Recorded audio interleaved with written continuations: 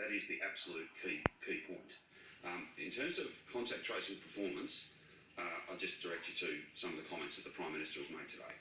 And he, like me, is very proud of the work that public health professionals and coronavirus detectives across the country, including in our state, are doing literally every hour of every day.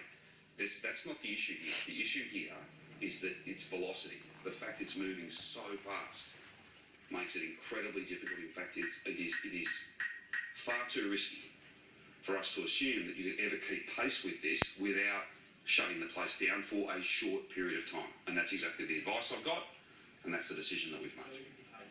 There is to be another week of hotel quarantine with the same strain, that the contact tracing system will not be trusted on its own to deal with that outbreak, and will need to take the same step again? I think it would be, you can never set hard and fast rules like that.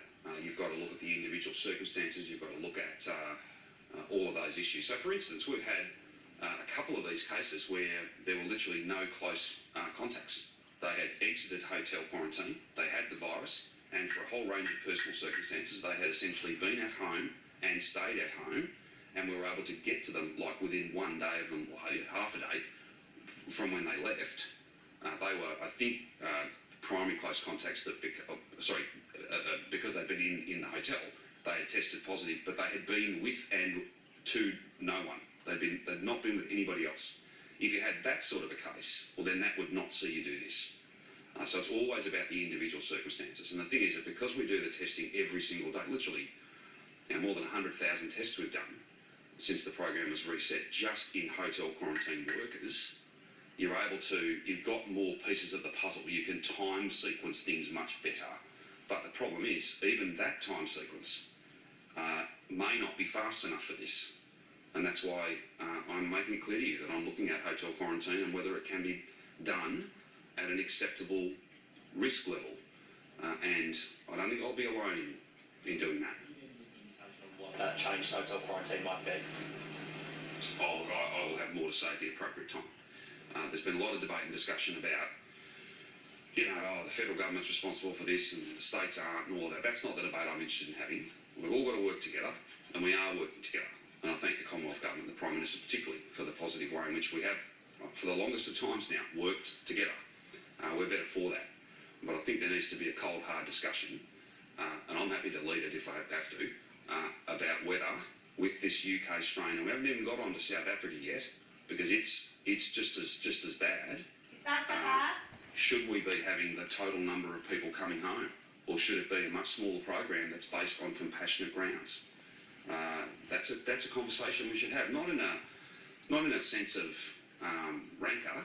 That's not an argument. That's just a proper discussion, particularly given we're so close to being able to vaccinate those who, if they get this, will become gravely ill.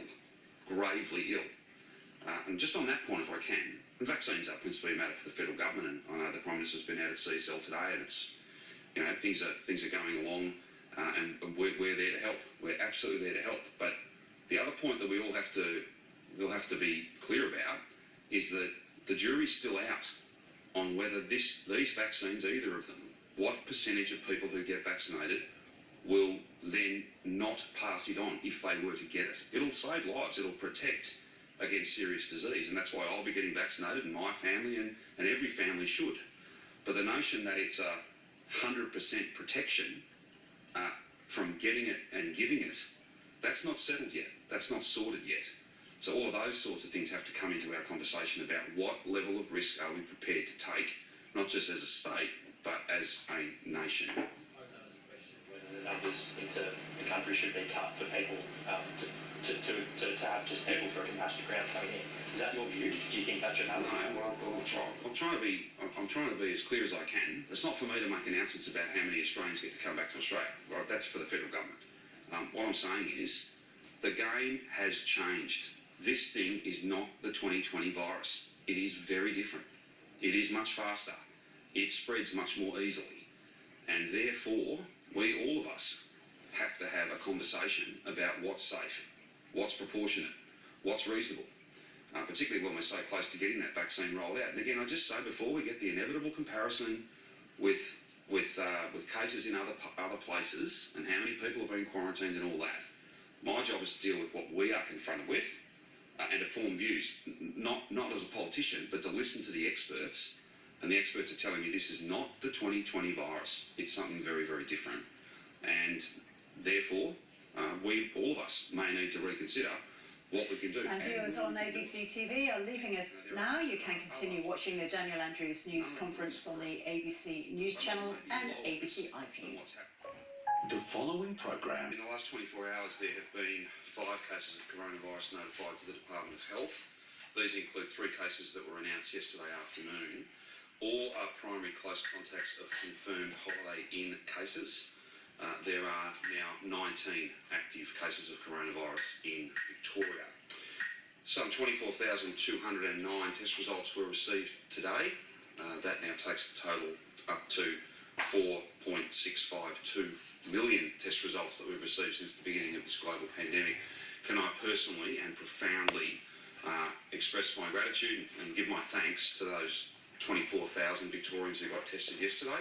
It is critically important, and again, I just send a message to every single Victorian. The one really critically important thing that you can do is to get tested as soon as you register any symptoms whatsoever. That is the most important thing to do in order to keep your family safe, and indeed every family safe. So, because this is so infectious and is moving so fast, we need a circuit breaker. Therefore, I'm announcing, on advice from the Chief Health Officer and after a meeting of relevant Cabinet committees and the full Cabinet, that from 11:59 p.m. tonight, all of Victoria, will go to stage 4 restrictions, and I'll take you through the details of those. There probably won't be an exhaustive list. There will inevitably be questions that will be posed, and we'll deal with those throughout the day. But from 11:59 p.m. tonight until 11:59 p.m. on Wednesday, so for 5 days, the following will occur. There will only be 4 reasons to leave your home: shopping for necessary goods and services when you need those things, and only what you need. Victorians are well acquainted with this. We've done this before. Victorians know what to do, and they know that these tactics, this type of response works. But I will, just for completeness sake, take you through the list as it stands now. Then I'm going to ask Brett to speak to the hyperinfectivity and the speed with which this UK variant is moving. Shopping for what you need when you need it. Caregiving and compassionate reasons. Essential work or permitted education where that cannot be done from home. Exercise for 2 hours per day with your household members, your intimate partner, or one other person who is not from your household or your partner. You must stay within 5 kilometres of your home, other than for permitted work, or if you need to go shopping for things you need when you need them, and you cannot access those things that are, again, common sense tells you if they're essential, if they can't wait till Thursday, then you would be permitted to be beyond the 5 kilometre limit. Masks must be worn everywhere in Victoria other than in your home. Private gatherings, so there will be no visitors to anyone's home. They are not permitted. Public gatherings are not permitted. If you can work from home, then you must work from home. Schools will close, but will remain available over those 3 days, Monday, Tuesday and Wednesday, for vulnerable children or for the children of those who are permitted to go to work, those who can't work from home. Childcare and early childhood centres will remain open. If this was a longer period, we would look at that decision. But we believe that it is better to keep those settings open and allow people to continue, for instance, to work from home or go and do permitted work, given this is a short, sharp circuit breaker rather than a more prolonged set of rules and restrictions. Higher education is closed. In terms of special events, places of worship are closed other than for broadcasting of services. Religious gatherings and ceremonies are not permitted. Funerals can involve no more than 10 people, and that applies indoor or outdoor. Weddings are not permitted unless on compassionate grounds. In terms of other activity that's closed, other settings that will be closed from 11:59 p.m. tonight until midnight on Wednesday next week. Hairdressing and beauty services, real estate auctions and inspections. Auctions, of course, can occur online. Indoor physical recreation and sport venues. Outdoor physical recreation and community sport, other than outdoor playgrounds, which will remain open. Swimming pools of all kinds, closed. Community facilities including libraries, unless they are hosting an essential public support service. Creative studios, entertainment venues, non-essential retail. Hospitality moves to takeaway only.